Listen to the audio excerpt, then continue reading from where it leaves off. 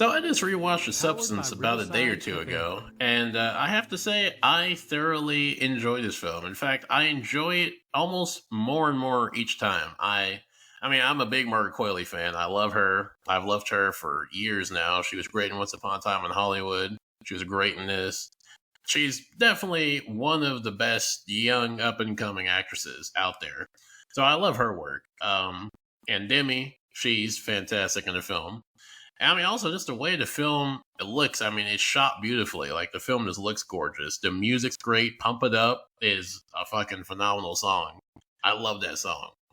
But what I wanted to talk about with the substance is, not the themes and the social commentary really, but what I wanted to talk about was the actual like the substance, the drug in the film, because the drug, the way the substance worked is kind of what when I first watched the film, I was a little bit confused on if this film was supposed to be like a sci-fi or like a fantasy film because the way the substance work is fucking crazy because well, first of all, the company that makes the substance is completely mysterious. Like nothing is revealed of how the company works, who owns the company, who runs the company, where the company's at, where it came from. Like we know nothing about the company. And then the only thing we ever really learned about the company is that there's a guy who answers when and I mean my god I will say the substance they have some of the best fucking customer support ever like these people the same dude not even like multiple people the same dude will call like you can call him at like dead of night early morning afternoon he will fucking answer and be ready to answer any questions so like the customer service for this company is just fucking top notch better than probably most companies in real life but outside of him and him kind of explaining vaguely how the substance works. We really don't get much about the how how the company works or anything like that or the history of the company. But then when you get your shipment of the substance, this company puts a lot of assumption that because when Demi's character gets the substance kit, I'm gonna be honest, I would have fucked this up so I would have because I was thinking in my head when I saw like the food kit and the green vial, how I thought you were supposed to do that. I would have fucked that up horribly. So, and the instructions don't seem to be. I mean, they seem kind of direct, but like also like she's having to like tie the deal to inject needles into inject needles or take blood. She's having to do that. She's having to like pinpoint like with precision where to put the needle in. Like I don't know, dude. Like that seems like a lot of that seems like a lot of extensive work with not a lot of like detailed instructions of like where to inject this, how to inject it, or anything like that. Like I feel like this company it relies a lot on you being able to make this work completely flawlessly on very little information. But once you take the substance, uh, the change or the metamorphosis happens pretty quickly. It happens like in a few seconds or a few minutes. And this is where the body horror part of the film kicks in because so essentially when you take the substance, the new you, the better version of you, as they coin it in the film, it literally it literally comes like emerges. It rips your back open, and you essentially give birth like through your spine or your back. You like give birth to a full size human. Now I don't know, dude. Like I feel like that should fucking kill you. Like having like a full size human being the size of you emerge and rip your back the fuck open and just come out a sentient coherent being. I feel like that should kill you. Like I feel like that should just that should be just death. Like how you survive that is I don't know. Like I don't think that.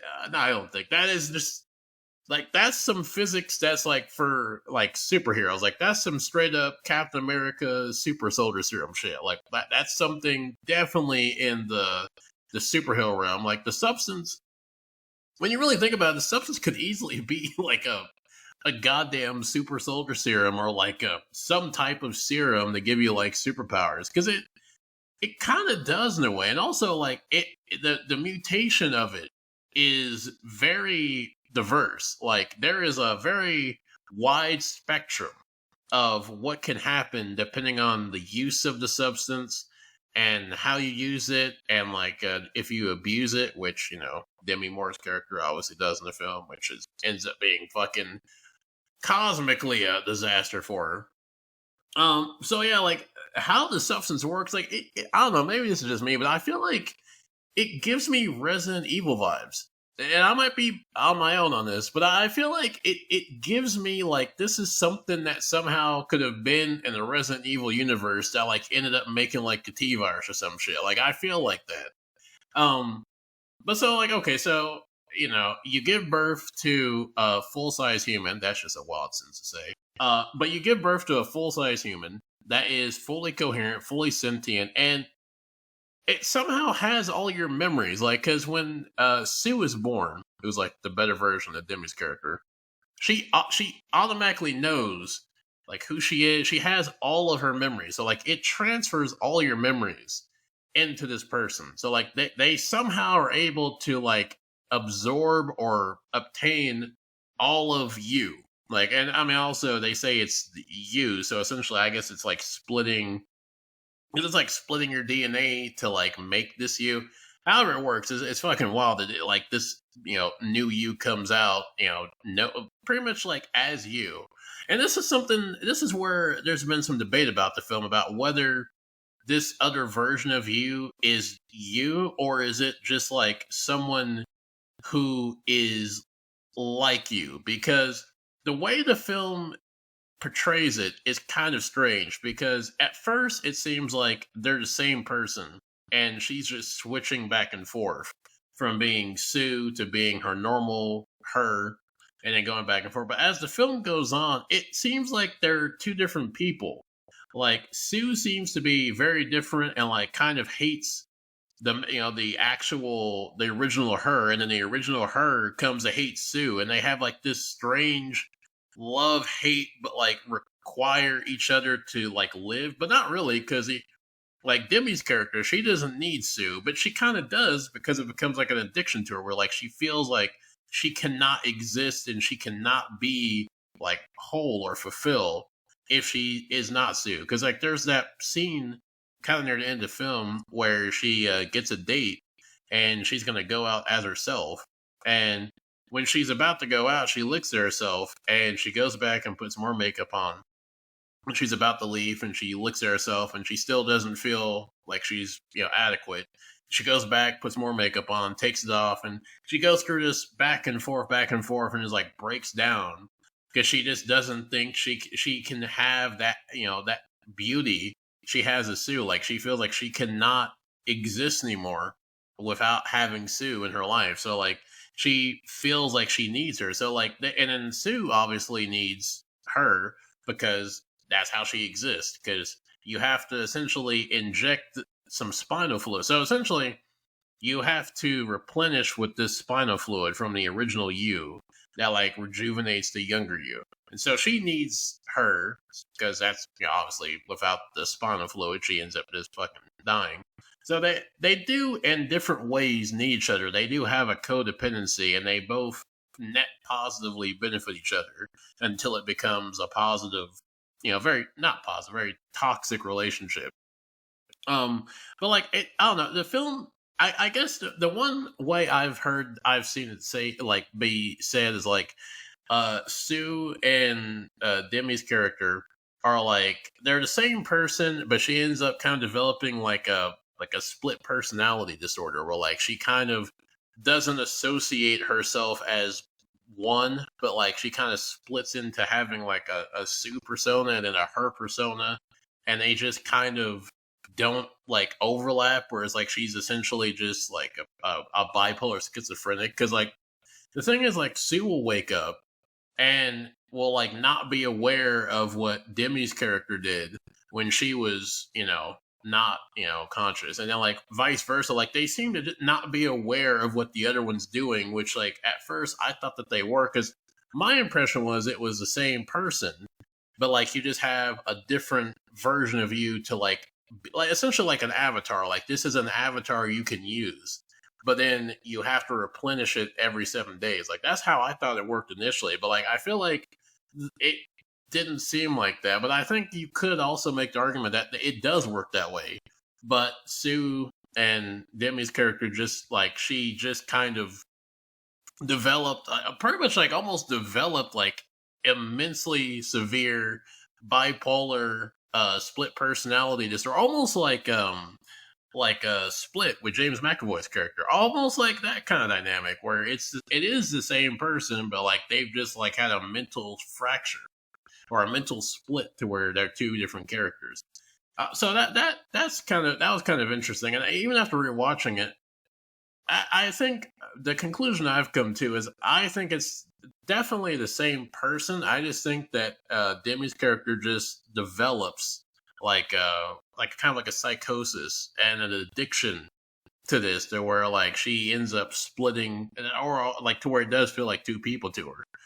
But then this brings to the other question, the other thing of I don't understand, or I don't really get how this works because when the Sue persona is first made, the first thing she does is she goes to audition to be the next Sparkle, because that's Demi's character. She's like at the time of the beginning of the film, Demi's character, she's like kind of past her prime TV personality who's doing these like 4 o'clock in the morning yoga videos or yoga commercials or infomercials. And so she's pretty much being, phased out pretty quickly. And so they're looking for, the young, vibrant, gorgeous woman, young girl to replace her. And so Sue goes to the audition that they're having, the open audition, and she ends up, succeeding, and she ends up getting the gig as the new it girl. But then, like, I don't know, it brings up the question because there's other people in this universe that have the substance, because there's like area you have to go to get your like kit to like replenish, and you see that there are other lockers that people have been using. And then there's also the main guy who ends up recommending her the substance, where he's the nursing assistant at the beginning of the film. And like even that, like, how does that work? Like, I mean, how do you? Because like Sue has there's no history of her. She doesn't actually exist. Like, so she gets signed on to this studio, or so not like I guess it's a label, or like a pretty much like a studio. She gets signed on to like the major studio, and it's like, well, how does that work? Because like they're obviously gonna need to know like your background. They're gonna at least need to know like your banking information, your social security, something like, because like how does that work? Like they go to look for you, like just naturally as an employer would do, and you don't even exist. It's like how do you get around that? Like, I mean, how do you like that's something I wondered, like even with the nursing assistant, because like to work in a hospital, you kind of have to go through a pretty intensive, not like a overly rigorous vetting, but like it's pretty rigorous. Like they do a background check, they like look into your background and things like. So like, how do you, like, unless you somehow are able to forge all that, which I don't know. Like, I don't know, like, I guess, would that be, because I know people do that in real life, would that be overly difficult to just, like, forge, like, a birth certificate? Because, like, you'd have to pretty much make someone's entire life completely fabricated. Like, you'd somehow have to fabricate and make, like, birth certificates, parents, a hometown, social security, a residence, like, there's so much shit that you have to do that that like I don't know how like most people like Sue, because like Sue, once she is like she's like born, quote unquote, she straight goes to like the audition. So it's not like she even has time to like set up how to like a social security or anything like that. I mean, maybe you could say she did off screen, but it's never implied that she did that. So it's kind of interesting, like how do you exactly, like how do these young versions of these people exist in the world, because like getting a job would be kind of awkward because like you don't exist, like there's no, you can't get an ID, you can't get a license, you can't get anything. So it's like, how do you actually like? I mean, unless you're just like ultra wealthy and you just like want a young avatar just to chill and do whatever you want to. I mean, that works because you don't have to worry about anything. But like, if you're just like a normal person or just like an above average person, like someone that has a little bit of money, how do you exactly like? I don't know how you're able to really do anything as this new version of you, because you can't get a bank account. You don't have a bank account. I mean, I guess you can use your cards from the actual you instead of actually getting a new bank account. But like, even still, like, you can't get a job. You can't. There's a lot of things you can't do because this person does not technically exist and never did exist. So like, that's something I wonder about, because the substance. It doesn't seem like this is a readily available drug in this universe. Like, it seems like this is a definitely a under the table black market trying to not be caught by, the feds or whoever type of drug. So it's not like this is like a public drug that people are aware of, that people know about. So it's going to be kind of obscure to run into people that like, it's going to be like pretty hard, like an obscure to like like chance to run into people that have actually used this and are like another version of themselves. Like, it doesn't seem like that's something people are aware of in this universe. Like, it's something that's kind of under the down low, and you have to like know someone to know somebody to actually be able to get the substance. So it's not even like it's public knowledge to where like there'd be a system in place for like replicas or like substance versions to like be able to register. So that's one thing I wondered. And like another thing I wondered is like, what exactly like, I mean, obviously I don't expect the film answers, but like, this is just me just kind of just too much free time wondering. But like, so we see near the end of the film when Sue ends up fucking up and injecting the kit that you're not supposed to inject after the first time, and she ends up turning into the fucking, Quasimodo Elephant Man Eldritch being from Resident Evil.